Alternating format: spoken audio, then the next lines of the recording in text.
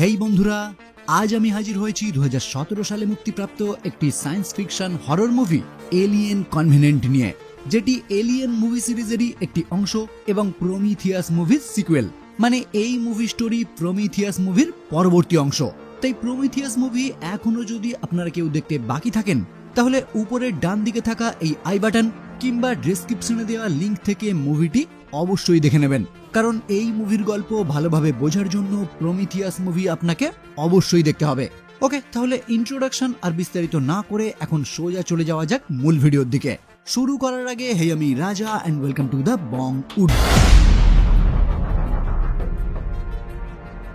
এই মুভির গল্প শুরু হয় প্রমিথিয়াস মুভির 11 বছর পর থেকে।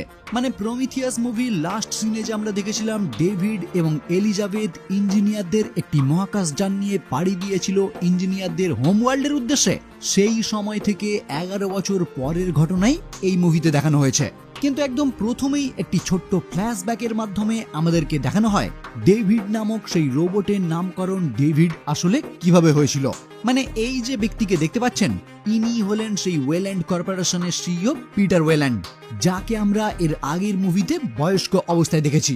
মানে এই দৃশ্য অনেকটাই পুরনো দিনের, যখন ডেভিডকে সম্পূর্ণরূপে তৈরি করার পর সে তার সামনেই থাকা মাইকেল অ্যাঞ্জেলোর একটি বিখ্যাত মূর্তি ডেভিডকে দেখার পর নিজের নামও সে ডেভিড বলেই ঠিক করে।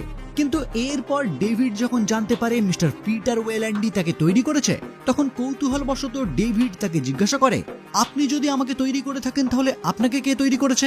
এর উত্তরে মিস্টার পিটার তাকে জানায় এই প্রশ্ন বহু যুগ থেকে চলে আসছে, যার কোনো সঠিক উত্তর এখনো পর্যন্ত কারোর কাছে নেই। কিন্তু তারা দুজন, মানে পিটার এবং তার তৈরি রোবট ডেভিড, দুজন মিলে কোনো না কোনো একদিন এর উত্তর ঠিকই খুঁজে বের করবে। যে কারণেই আমরা আগের মুভিতে দেখতে পেয়েছিলাম প্রমিথিয়াস নামক একটি মহাকাশযানের মাধ্যমে মিস্টার পিটার এবং ডেভিড দুজনে মিলেই কিছু সায়েন্টিস্টদের সঙ্গে নিয়ে রওনা হয়েছিল ইঞ্জিনিয়ারদের খোঁজে। ওকে, তো এখান থেকে সিন শিফট হয় আর আমরা দেখতে পাই কভেন্যান্ট নামক একটি মহাকাশযান পৃথিবী থেকে পাড়ি দিয়েছে অরিগে 6 নামক একটি গ্রহের উদ্দেশ্যে, যে গ্রহতেই মানব জাতি নতুন করে সভ্যতা গড়ে তুলবে। কারণ পৃথিবীর বায়ুমণ্ডল এখন এতটাই খারাপ যেখানে মানব জাতির অস্তিত্ব টিকিয়ে রাখা এখন প্রায় অসম্ভব। তাই এই কভেন্যান্ট নামক মহাকাশযানের মাধ্যমে প্রায় 2000 মানুষ এবং 1140টি মানব ভ্রূণ ক্রায়োজেনিক ভাবে এগিয়ে চলেছে ওই গ্রহের উদ্দেশ্যে। আর আগের বারের মতো এই মহাকাশযানেরও দেখাশোনা করছে একটি রোবট ওয়াল্টার, যাকে হুবহু দেখতে ডেভিডের মতো। কারণ এই রোবটটিকেও তৈরি করেছে সেই ওয়েল্যান্ড কর্পোরেশন, যে কারণে এই রোবটটিকে দেখতে পুরোপুরি আগের মতো। কিন্তু ডেভিডের থেকে ওয়াল্টার অনেকটাই আপডেটেড। যাই হোক, তাদের এই যাত্রাপথে হঠাৎই সুপারনোভা একটি বিস্ফোরণের কারণে তাদের ওই মহাকাশযান মারাত্মকভাবে ক্ষতিগ্রস্ত হয়ে পড়ে। ফলে এই পরিস্থিতি মোকাবেলার জন্য ওয়াল্টার সঙ্গে সঙ্গেই ওই মহাকাশযানের গুরুত্বপূর্ণ কিছু কর্মীদের জাগিয়ে তোলে, যাতে তাদের মহাকাশযান আবারও আগের অবস্থায় ফিরিয়ে আনা যায়। কিন্তু দুর্ভাগ্যের বিষয়, মহাকাশযানের ওই ক্ষতির ফলে বেশ কিছু স্লিপিং চেম্বারে আগুন ধরে গিয়ে তার মধ্যে থাকা অনেক ক্রু মেম্বারই মারা যায়। আর আশ্চর্যের বিষয়, এই মহাকাশযানের ক্যাপ্টেন ব্র্যানসনও ঠিক একইভাবে মারা যায়। ফলে ক্রিস ওমার নামক তাদেরই একটি গ্রুপ মেম্বার এই মহাকাশযানের পরবর্তী ক্যাপ্টেন হিসাবে দায়িত্ব নেয়, যার পর ক্যাপ্টেন ব্র্যানসনের শেষকৃত্য সম্পন্ন করে বেশ কয়েকজন ক্রু মেম্বার ওই মহাকাশযানের বাইরে বের হয় ক্ষতিগ্রস্ত অংশ মেরামত করার জন্য। কিন্তু ঠিক ওই টাইমেই একটি ক্রু মেম্বার আশ্চর্য রকমের একটি অজানা সংকেত পায়, যেটাই পরবর্তীতে সকলে মিলে পরীক্ষা করে বুঝতে পারে ওই সংকেত একটি মানুষেরই কণ্ঠস্বর। আর সেই কণ্ঠস্বর আসছে তাদের একদমই কাছাকাছি থাকা একটি অজানা গ্রহ থেকে।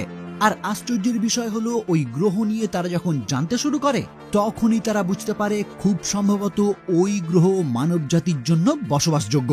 যেটা জানতে পেরেই তাদের বর্তমান ক্যাপ্টেন মানে ক্রিস সিদ্ধান্ত নেয় এই গ্রহ যেহেতু তাদের একদমই কাছাকাছি রয়েছে, তাহলে এখন তারা এই গ্রহের উদ্দেশ্যেই রওনা হবে।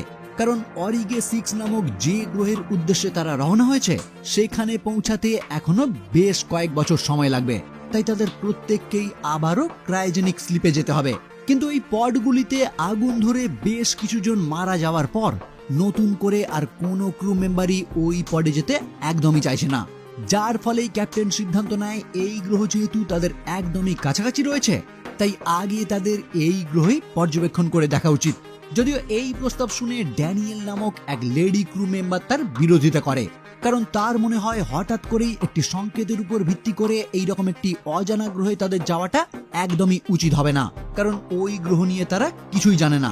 আর অরিগে 6 মানে যে গ্রহের উদ্দেশ্যে তাদের যাত্রা, সেই গ্রহ নিয়ে তারা বহুদিন গবেষণা করেছে, তাই সকলেই খুব ভালো করে জানে মানব জাতির বসবাসের জন্য ওই গ্রহ একদমই সঠিক চয়েস। কিন্তু হঠাৎ করেই সিদ্ধান্ত চেঞ্জ করে নতুন এই গ্রহে যাওয়াটা তাদের জন্য বিপদ ডেকে আনতে পারে। যদিও ড্যানিয়েলসের এই সমস্ত কথা না শুনে ক্যাপ্টেন তার নিজের সিদ্ধান্তেই অবিচল থাকে। ফলে পরবর্তীতে ক্যাপ্টেনের প্ল্যান অনুযায়ী তারা যখন তাদের মহাকাশযান নিয়ে ওই গ্রহের কাছাকাছি উপস্থিত হয়, তখনই তারা বুঝতে পারে ওই গ্রহের বর্তমান আবহাওয়া এতটাই খারাপ যে তাদের মহাকাশযান ওই গ্রহে ল্যান্ড করা একদমই সম্ভব না। ফলে নিরুপায় হয়ে ক্রু মেম্বারদের একটি দল ছোট্ট একটি ক্যাপসুলের মাধ্যমে এগিয়ে যায় ওই গ্রহে ল্যান্ড করার জন্য, যাতে সেই সংকেত এই গ্রহ থেকে কে পাঠালো সেটা তারা উদ্ধার করতে পারে। তো প্ল্যান অনুযায়ী সেই ক্যাপসুল নির্দিষ্ট একটি জায়গায় ল্যান্ড করে ক্রু মেম্বাররা সকলেই রওনা হয় সেই লোকেশনের দিকে, যেখান থেকেই সেই সংকেতটি পাঠানো হয়েছে বলে তারা অনুমান করছে। কিন্তু ম্যাগি নামক একটি গ্রুপ মেম্বার ওই ক্যাপসুলের কাছেই থেকে যায় সেটাকে কিছুটা মেরামত করার জন্য, কারণ এই গ্রহে ল্যান্ড করার টাইমে এখানকার খারাপ আবহাওয়ার কারণে তাদের ক্যাপসুলের বেশ খানিকটা ক্ষতি হয়ে গেছে, যে কারণেই মূল মহাকাশযানের সঙ্গে তাদের সম্পর্ক কিছুটা বিচ্ছিন্ন হয়ে যাচ্ছে। আর ম্যাগি সেটা মেরামত করার জন্যই এখানে থেকে যায়। আর অন্যান্যরা সকলে মিলে সেই নির্দিষ্ট লোকেশনের উদ্দেশ্যে যাওয়ার পথেই তারা বেশ কিছু গম গাছ দেখতে পায়, যেটা দেখে তারা আরো নিশ্চিত হয়ে যায় এখানে হয়তো তাদের আগেও কোনো মানুষ উপস্থিত হয়েছে। আর এখানকার আবহাওয়া যে মানব জাতির বিস্তার হওয়ার জন্য উপযুক্ত, এটাও তারা শিওর হয়ে যায়। কিন্তু তবুও তাদেরকে সেই সংকেত কে পাঠিয়েছে সেটা দেখার জন্য তারা আরো সম্মুখে অগ্রসর হয়। মাঝপথে কারিন এবং লেওয়ার্ড বাকিদের থেকে আলাদা হয়ে যায় এখানকার মাটি, জল, পাথর এই সমস্ত কিছু স্যাম্পেল সংগ্রহ করার জন্য। আর বাকিরা সম্মুখে অগ্রসর হয়ে সোজা উপস্থিত হয় বিধ্বস্ত একটি মহাকাশযানের সম্মুখে, যে মহাকাশযান দেখতে পুরোপুরি সেই ইঞ্জিনিয়ারদের মহাকাশযানের মতো, যেটা আমরা আগের পর্বেই দেখেছি। আর এখানে ক্রু মেম্বাররা এই বিধ্বস্ত মহাকাশযান দেখে খুব ভালো করেই বুঝতে পারে এটি এখানে ক্র্যাশ হয়েছে, আর তারা এই গ্রহ থেকে যে সংকেত রিসিভ করেছিল সেটার লোকেশনেই মহাকাশযানই। ফলে কৌতূহলবশত তারা ওই মহাকাশযানের ভিতর প্রবেশ করে দেখার চেষ্টা করে সেখানে সত্যি কোনো মানুষ রয়েছে কিনা। কিন্তু আশ্চর্যের বিষয়, ওই মহাকাশযান তারা পুরোপুরি পরিত্যক্ত অবস্থায় দেখতে পেলেও ডক্টর এলিজাবেথ শয়ের একটি আইডি কার্ড তারা ওই মহাকাশযান থেকেই উদ্ধার করে। আর তারা প্রত্যেকেই জানে ডক্টর এলিজাবেথ শ প্রমিথিয়াসের একজন মেম্বার ছিলেন, মানে এটা তারা শিওর হয়ে যায় যে কোনোভাবেই হোক প্রমিথিয়াসের মেম্বাররাও এখানে উপস্থিত হয়েছিল। আর এই দৃশ্য দেখে আপনারাও নিশ্চয়ই বুঝতে পারছেন এই বিধ্বস্ত মহাকাশযান আসলে সেটাই, যে মহাকাশযানের মাধ্যমেই এলিজাবেথ ডেভিডকে সঙ্গে নিয়ে রওনা হয়েছিল ইঞ্জিনিয়ারদের হোম প্ল্যানেটের উদ্দেশ্যে। মানে খুব সম্ভবত এই গ্রহই ইঞ্জিনিয়ারদের হোম প্ল্যানেট। কিন্তু প্রশ্ন হলো, ইঞ্জিনিয়াররা তাহলে কোথায়? চলুন সামনে গিয়ে ধীরে ধীরে আপনাদের কাছে পুরোটা পরিষ্কার হয়ে যাবে। আচ্ছা, গল্পে এগিয়ে নিয়ে যাওয়ার আগে কথা বলবো একটি জনপ্রিয় সাইট ওয়ানেক্স নিয়ে। এখানে ক্রিকেট, ফুটবল এবং অন্যান্য যে কোনো ম্যাচের ফলাফল সরাসরি দেখতে পারবেন এবং সেই সমস্ত ফলাফলের ভবিষ্যৎবাণী করে উপহারও জিততে পারবেন। এছাড়াও রয়েছে আরো বিভিন্ন ধরনের গেম, যেগুলি খেলেও সহজে জেতার সম্ভাবনা রয়েছে। এখানে আপনারা প্রথমে খুবই অল্প দিয়েই আপনাদের খেলা শুরু করতে পারেন, আর পুরস্কার হিসাবে প্রতিদিন জিতে নিতে পারেন BMW, আইফোন, ল্যাপটপ সহ আরো অনেক কিছু। এখানে নিবন্ধন করার সময় আমার প্রচার সংখ্যা বঙ্গট ব্যবহার করলে প্রথম জমাতেই পেয়ে যেতে পারেন 12K পর্যন্ত প্রাইজ এবং ফ্রি স্পিন। এখান থেকে আপনার জেতা রাশি প্রত্যাহার করতে পারবেন ব্যাংক, বিকাশ, নগদ, রকেট এবং আরো অন্যান্য সহজ পদ্ধতির মাধ্যমে। তাহলে দেরি কিসের? গুগলে লিখে অথবা আমার কমেন্টে গিয়ে আমার দেয়া প্রচার সংখ্যা বঙ্গট ব্যবহার করে নিবন্ধন করুন এবং পুরস্কার পান। যে কোনো সাইটে অর্থলগ্নি করার আগে যাচাই করে নেবেন, কারণ অর্থলগ্নি বিশেষ ঝুঁকিপূর্ণ হতে পারে। ওকে, তো এই মহাকাশযান পর্যবেক্ষণ করার টাইমে একদমই অসাবধানতাবশত ভিনগ্রহী কিছু স্পোর দ্বারা হ্যালেড নামক একটি ক্রু মেম্বার আক্রান্ত হয়ে পড়ে। আর একই টাইমে ওই দিকে থাকা লেওয়ার্ডও ঠিক ওই রকমই স্পোর দ্বারা আক্রান্ত হয়ে যায়। ফলে ধীরে ধীরে তারা শারীরিক অসুস্থতা অনুভব করলে কারিন খুবই দ্রুত অসুস্থ লেওয়ার্ডকে ল্যান্ডারের কাছে ফিরিয়ে এনে ম্যাগির সাহায্যে দ্রুতই মেডবেতে নিয়ে যায় তার চিকিৎসার জন্য। কিন্তু খুবই দ্রুত লেওয়ার্ডের পিঠ চিরে বেরিয়ে আসে একটি নিওমর্ফ। আচ্ছা, এই এলিয়েনগুলোর নাম কোনটার আমি কি বলছি সেটা একটু মনে রাখার চেষ্টা করবেন, কারণ তবেই পরবর্তী পর্বগুলি দেখতে আপনাদের সুবিধা হবে। ওকে, তো এই নিওমর্ফ প্রথমেই কারিনকে আক্রমণ করে, যেটা দেখে ম্যাগি দ্রুত ওই প্রাণীটিকে গুলি করে হত্যা করার চেষ্টা করলে দুর্ঘটনাক্রমে একটি গ্যাস ট্যাঙ্কে আঘাত করে পুরো ল্যান্ডারটি ধ্বংস হয়ে যায়। এইদিকে বাকিরা সেখানে ফিরে এলেও আক্রান্ত হ্যালেটের গলা চিরে বেরিয়ে আসে আরো একটি নিওমর্ফ। ফলে প্রত্যেকেই যখন এই মুহূর্তে বোঝার চেষ্টা করে হ্যালেটের সঙ্গে এটা কি হলো, ততক্ষণে ওই নিওমর্ফ তাদের উপরেই আক্রমণ করতে শুরু করে। এমনকি একটি ক্রু মেম্বার তার আক্রমণে মারাও যায়, আর ওয়াল্টার ড্যানিয়েলকে বাঁচাতে গিয়ে তার একটি হাত হারিয়ে ফেলে। কিন্তু যেহেতু সে একটি রোবট, তাই তার উপর এর বিশেষ কোনো প্রভাব পড়ে না। তো এই রকম পরিস্থিতিতে সকলে মিলে যখন একটি নিওমর্ফকে হত্যা করে, ঠিক সেই মুহূর্তেই ডেভিড সেখানে উপস্থিত হয়ে আরেকটি নিওমর্ফকে সেখান থেকে তাড়িয়ে দিয়ে বাকিদেরকে তার হাত থেকে উদ্ধার করে, যার পর অবশিষ্ট থাকা ক্রু মেম্বারদের সে নিয়ে যায় একটি বৃহৎ প্রাসাদে, যে প্রাসাদে চারিদিক মৃত মানবদেহে ভর্তি। তো এখানে আসার পর ক্রু মেম্বাররা যখন ডেভিডের থেকে তার পরিচয় জানতে চায়, ডেভিড তখন তাদেরকে দাবি করে সে এবং একজন বিজ্ঞান কর্মকর্তা এলিজাবেথ শ প্রায় 10 বছর আগে নিখোঁজ হয়ে যাওয়া মহাকাশযান প্রমিথিয়াসের একমাত্র জীবিত ব্যক্তি, যারা নিরুপায় হয়ে ইঞ্জিনিয়ারদের একটি মহাকাশযানের মাধ্যমে যাত্রা করার টাইমে নিয়ন্ত্রণ হারিয়ে এই গ্রহে পতিত হয়, যে অ্যাক্সিডেন্টেই তার একমাত্র সঙ্গী এলিজাবেথ শয়ের মৃত্যু হয়।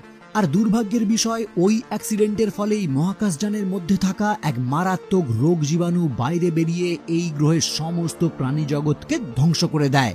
মানে ওই জীবাণু যে কোনো জীবকে সংক্রমিত করে তাকে হত্যা করে, অথবা তার মাধ্যমেই নতুন কোনো হাইব্রিডের জন্ম দেয়, যেমনটাই দুই ক্রু মেম্বারের সঙ্গে অলরেডি ঘটে গেছে। আচ্ছা, ডেভিড কিন্তু এদেরকে পুরোটাই মিথ্যে কথা বলছে। এবার কেন মিথ্যে বলছে আর কি মিথ্যে বলছে সেটা আপনারা আরেকটু পরে গিয়েই বুঝতে পারবেন।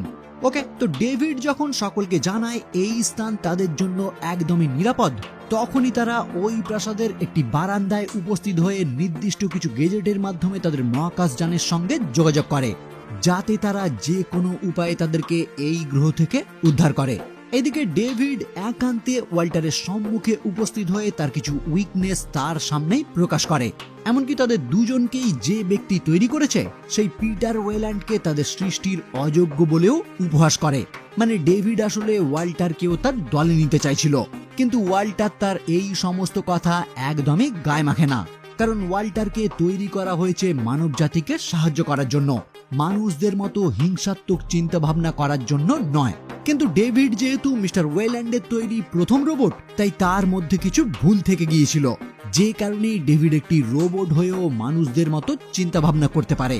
কিন্তু ওয়াল্টার যেহেতু আপডেটেড মডেল, তাই তার মধ্যে এইগুলি সংশোধন করা হয়েছে, যে কারণেই এখন সে ডেভিডের কোনো কথাতেই প্রভাবিত হয় না।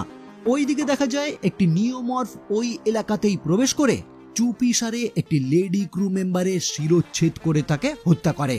পরবর্তীতে ডেভিড যখন ওই নিওমর্ফকে দেখতে পায়, সে তখন শান্তভাবে মেন্টালি তার সঙ্গে যোগাযোগ করার চেষ্টা করে। কিন্তু ক্যাপ্টেন ওমার সেই লেডি মেম্বারকে খুঁজতে এসে যখনই ওই নিওমর্ফকে দেখতে পায়, তখন সঙ্গে সঙ্গেই সে তাকে গুলি করে হত্যা করে, যার পর ডেভিডের দিকেই বন্দুক তাক করে সে তার থেকে জানতে চায় এখানের আসল সত্যিটা কি। ফলে ডেভিডও এই টাইমে তাকে প্রকাশ করে এখানে থাকতে থাকতেই এক বিশেষ কালো পদার্থকে অনুঘটক হিসাবে ব্যবহার করে নতুন কিছু তৈরি করার সে চেষ্টা করছিল, আর ওই যে নিওমর্ফ তারই সেই গবেষণার ফলে তৈরি। এবার এই সমস্ত কিছু বলতে বলতে চালাকি করে সে ক্যাপ্টেনকে একটি ইকিউবেশন চেম্বারের কাছে নিয়ে গিয়ে কৌশলে একটি ফেস হাগার দ্বারা আক্রমণ করিয়ে দেয়, যে তার কিছু ডিম ক্যাপ্টেনের মুখের মধ্যেই প্রতিস্থাপন করে। ফলে কিছুক্ষণের মধ্যেই ক্যাপ্টেনের বুক চিরে বেরিয়ে আসে একটি জেনোমর্ফ, যে এলিয়েনের সঙ্গে আমরা আগের পর্বেই পরিচিত হয়েছি। আচ্ছা, এখানে যে কালো তরলের কথা উল্লেখ করলাম, এটা নিশ্চয়ই আর বলতে হবে না এটা সেই কালো তরল যেটা আমরা আগের পর্ব থেকেই দেখে আসছি। যাই হোক, ওইদিকে দেখা যায় মহাকাশযানে থাকা বাকি মেম্বাররা তাদের যখন খবর পায়, তখনই তারা ওই গ্রহের আরো কাছাকাছি আসতে শুরু করে তাদেরকে উদ্ধার করার জন্য।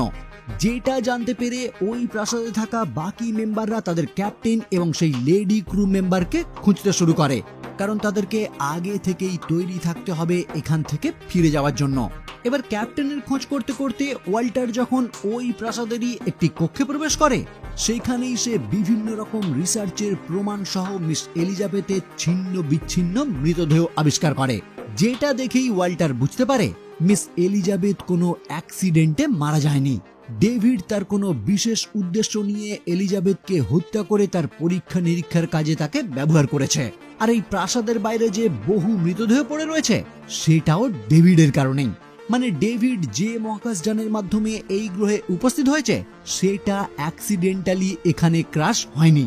ডেভিড এই গ্রহে উপস্থিত হয়ে ওই মহাকাশযানে থাকা সেই সিলিন্ডারগুলি নিচে ফেলে দেয়, যার মধ্যেই থাকা সেই বিশেষ কালো তরল নিমেষেই সমস্ত ইঞ্জিনিয়ার সহ এই গ্রহের পুরো প্রাণীদের হত্যা করে। যার পর ডেভিডই সেই কালো তরলের মাধ্যমে বিভিন্ন রকম এক্সপেরিমেন্ট করতে শুরু করে নতুন কিছু প্রজাতি তৈরি করার জন্য, যাদেরকেই হাতিয়ার হিসাবে ব্যবহার করে ডেভিড হয়ে উঠতে পারে ইহ জগতের সর্বশ্রেষ্ঠ। তো এটা যখন ওয়াল্টার বুঝতে পেরে যায় তখনই সে আবারও উপস্থিত হয় ডেভিডের সম্মুখে, যেখানে ডেভিড তাকে ব্যাখ্যা করে মানুষ একটি নিকৃষ্ট প্রজাতির প্রাণী, যারা নিজেদের গ্রহ বরবাদ করে এখন অন্য গ্রহের খোঁজ করছে নিজেদের বসতি স্থাপন করার জন্য। কিন্তু ডেভিড সেটা কিছুতেই হতে দেবে না।